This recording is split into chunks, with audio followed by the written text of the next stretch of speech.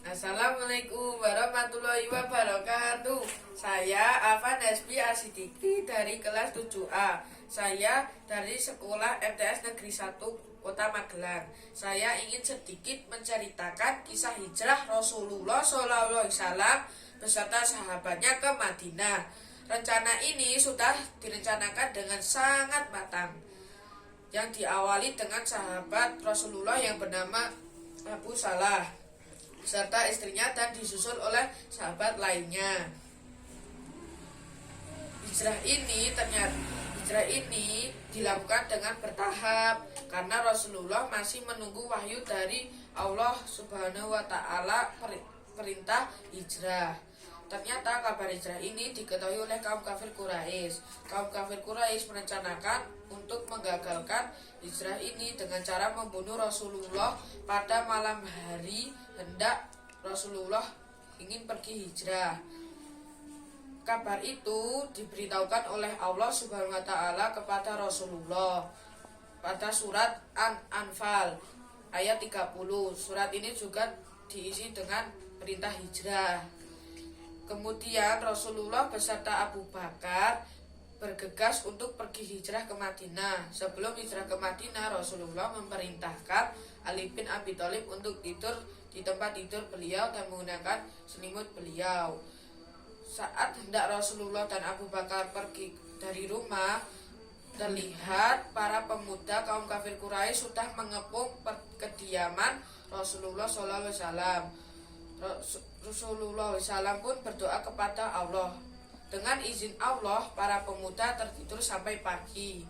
Saat itulah Rasulullah bersama Abu Bakar pun pergi dan bersembunyi di Gua Sur. Pada pagi hari, para pemuda kaum kafir Quraisy terbangun dan mendobrak pintu kamar Rasulullah dan melihat ada seseorang yang tertidur di tempat tidur. Mereka pikir itu adalah Rasulullah. Dengan hawa marahnya, mereka pun mengambil selimut itu dan dengan kagetnya mereka melihat itu bukan Rasulullah, tapi Ali bin Abi Thalib. Mereka pun bertanya kepada Ali bin Abi Thalib dengan siksaan. Ali bin Abi Thalib pun tidak memberitahukan jejak Rasulullah SAW. Dan mereka meninggalkan Ali bin Abi Thalib dan mencari Rasulullah hingga di depan Gua Sur. Mereka melihat burung merpati yang sedang bertelur dan sarang laba-laba yang menutupi gua itu. Mereka mengira tidak akan ada orang yang bisa masuk di sini karena sarang laba-laba itu masih utuh. Mereka pun meninggalkan gua itu. Dengan rencana Rasulullah SAW untuk bertahan hidup, Rasulullah menyuruh Abdullah putra dari Abu Bakar untuk mengembala kambing di depan gua itu dan supaya Rasulullah bisa meminum susu dan mengetahui situasi kaum kafir Quraisy.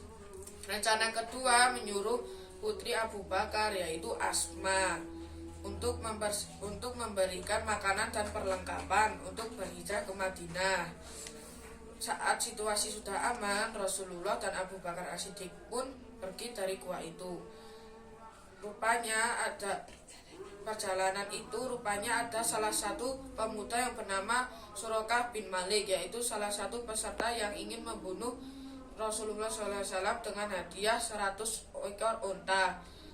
Pada saat perjalanan itu terjadilah kejar-kejaran antara Rasulullah dan Suraqah bin Malik. Suraqah bin Malik ternyata menggunakan kuda, sedangkan Rasulullah menggunakan unta. Nah, pada saat itu terjadi kejar-kejaran yang sangat lama. Ketika Suraqah bin Malik mendekati Rasulullah, kuda Suraqah bin Malik terjatuh. Kejadian itu terjadi selama 3 kali. Dan Suraqah bin Malik pun sadar bahwa Rasulullah itu bukanlah orang biasa dan meminta maaf kepada Rasulullah dan mengurungkan niatnya untuk membunuh Rasulullah dan meninggalkan Rasulullah pergi ke Mekah dengan tangan hampa. Rasulullah dan Abu Bakar As-Siddiq pun beristirahat di sebuah desa yang bernama Desa Quba selama 4 hari. Dalam waktu singkat itu Rasulullah dapat membangun sebuah masjid yang diberi nama Masjid Quba.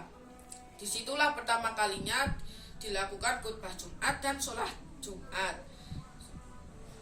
lalu Rasulullah dan Abu Bakar As-Siddiq melanjutkan perjalanan ke Madinah.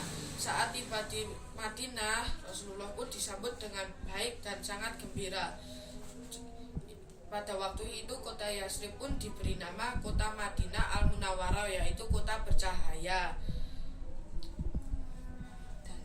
Dan orang yang ada di Madinah yang menyambut disebut kaum Ansor, dan orang yang dari Mekah untuk berhijrah ke Madinah disebut kaum Muhajirin. Demikian dari saya, Afan Hasbi Asidikit kelas 7A MTS Negeri 1 Kota Magelang. Wassalamualaikum warahmatullahi wabarakatuh.